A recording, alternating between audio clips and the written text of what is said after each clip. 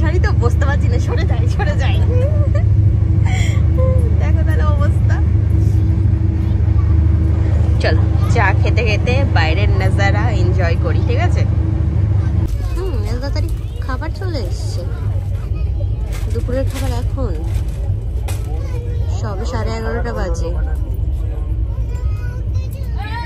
এখন আমরা চলে এসেছি আর কি প্রয়াগরাজে, কুম্ভ মেলার এখানে।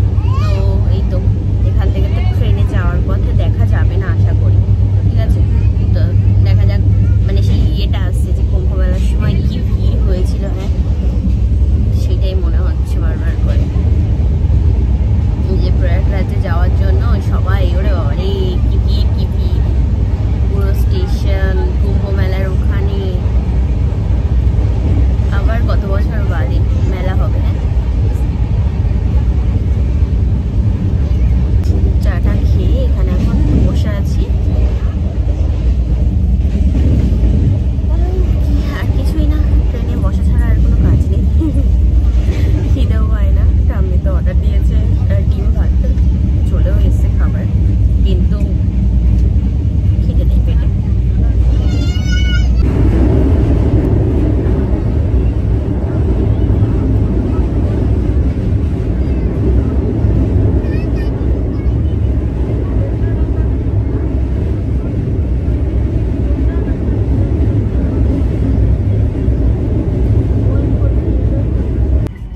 প্রয়াগরাজ চলে এসছি আমরা। এই দেখো এই স্টেশনটা, কয়েক মাস আগে কি ভিড় ছিল।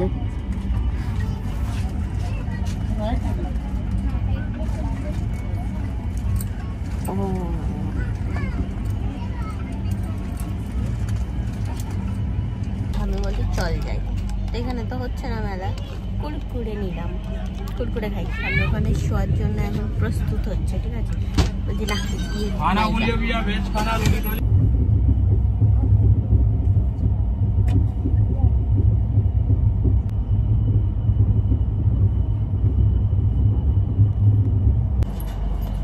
কানপুর ঢুকছি, আর এখানে এখন বসে বসে করবো খাওয়া দাওয়া, ঠিক আছে?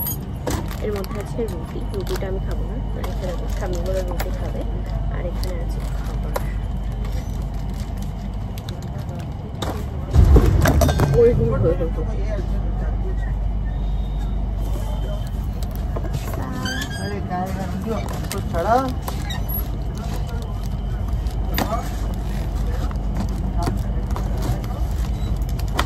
ট্রেনটা দাঁড়িয়ে ছিল, যে ছেড়েছে আর টাপাস করে জলের বোতল পড়েছে আমার। আরে খুলে যাবে বাবা। এখানে আছে হচ্ছে এটা ভাত, ডাল, একটা সবজি, আর এখানে আছে হচ্ছে ডিম, ডিমের তরকারি। ডিম তো ওই সিদ্ধ ডিমই দেয়, ওছাড়া আর বাবা কন্টেনারটা বেশ ভালোই দিয়েছে, অনেক মজবুত, 2 হাত দিয়ে করতে হবে।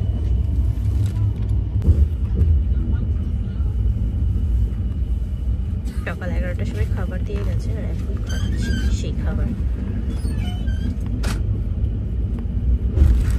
ও ভাই ধাক্কা মারিস না।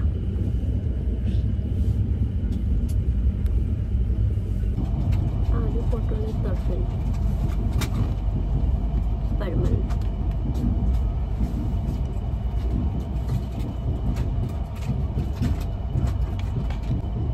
ট্রেনের সবজি হিসাবে ভালোই আছে।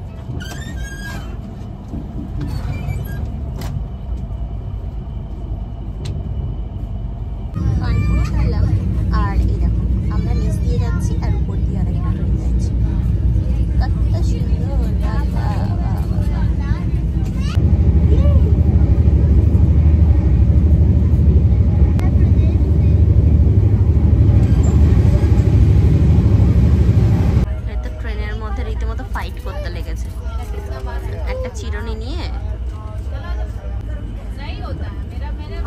সুন্দর নিয়ে সবাইকে তাড়াচ্ছে ওখানে দাঁড়িয়ে দাঁড়িয়ে।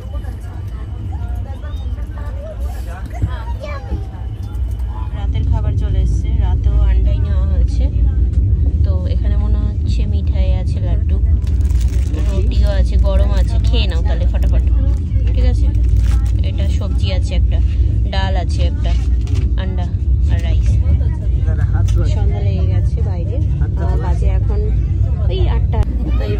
স্টেশন ঢুকছে, এর পরে একদম দাঁড়াবে হচ্ছে লাস্ট জয়পুর দিয়ে। জয়পুরের ওখান থেকে আবার যাবে হচ্ছে আজমির।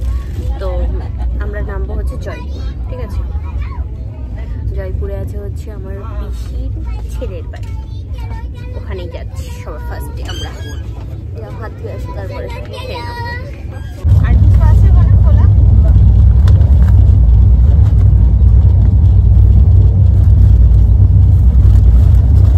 চলো, আমাদের সময় হয়ে গেছে নামার, তো এবার আমাদেরকে নামতে হবে। ব্যাস, রাতের খাওয়া দাওয়া কমপ্লিট।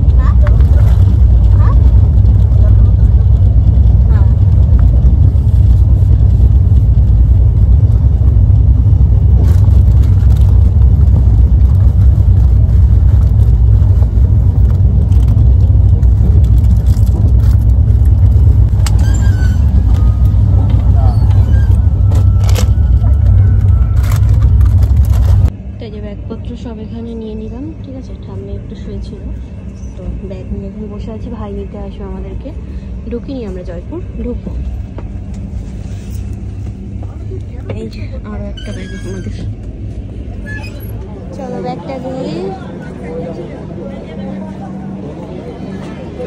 নামলাম ট্রেন থেকে। বাবারে, ভাই এসছে নিতে আমাদেরকে। চলো কে, চলো নেমে গেছি জয়পুর স্টেশন। জয়পুর স্টেশন নেমে গেছি। এবার এগোই আস্তে আস্তে, বেরোতে হবে আমাদের এখান থেকে, ঠিক আছে। ব্যাস, তো ফ্লাইওভার পার করলাম। আমাদের 4:30 নামি ছিল, তো এখান থেকে এবার যেতে হবে আমাদের একে আসলাম আমরা। চলো, ওই দিকে নামিয়েছি, ওই যে দাঁড়িয়ে আছে এখন ট্রেন। আর এদিকে না, জয়পুর স্টেশন এসে দাঁড়িয়ে আছি আমরা বেরিয়ে। এখন ভাইকে আর খুঁজে পাচ্ছি না, কি জ্বালা বলো দেখি। বললাম কি তুই দাঁড়া, আমরা ওভারব্রিজটা পার করে নিয়ে আসছি। ও ব্যাগ ট্যাগ নিয়ে বেরিয়ে গেছে, কিন্তু কোথায় বেরিয়ে গেছে কেউ জানে না। হ্যাঁ, এই যে আমরা নামলাম, নেমে ভাইকে অনেক এ করে খুঁজে, ও বেটা গাড়ির পিছনে দাঁড়িয়ে বলছে দিখ রা হ্যায় দিদি, দিখ রা হ্যায়, এরকম করছে। কি জ্বালা ভগবান, অনেক কষ্টে খুঁজে তারপর অটোয় উঠেছি। এই যে এখন ব্যাগটা নিয়ে যাচ্ছি। চলো, জয়পুরের ওয়েদারটা এখন ঠিক আছে, শুনেছি ভীষণ গরম, ঠিক আছে। জানি না দুপুরে কি হবে, মানে সকাল থেকে। এখন রাতে তো বেশ ভালোই ঠান্ডা ঠান্ডা ওয়েদার।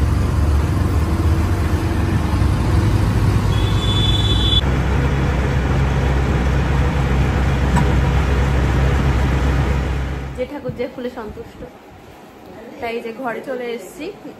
এসে ড্রেস চেঞ্জ করে সবার সাথে গল্পটা করছিলাম। তো এই তো হাত মুখ ধুয়ে এসে ফ্রেশ হয়ে তাই আর কি, বুঝেছো। তো একবার চা খাওয়া হয়ে গেছে, আবার আরেকবার আর কি খাচ্ছি। মাথা ব্যথাগুলো ভীষণ ধরেছে। আর জয়পুরের ওয়েদার এখন ঠিক আছে, যা শুনেছি যে আমাদের ওখান থেকে অনেকটাই গরম বেশি এখানে। এমনি দিল্লি, জয়পুর এগুলোতে গরম অনেকটাই থাকে গরমের দিনে। তো এখন রাতে ঠিক আছে, জানি না মানে সকাল হলে কীরকম হবে।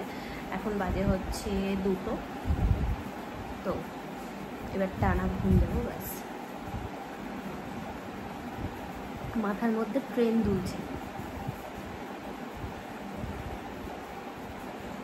ব্যাগ ট্যাগগুলো সব এখানে রেখে দিয়েছে আমাদের।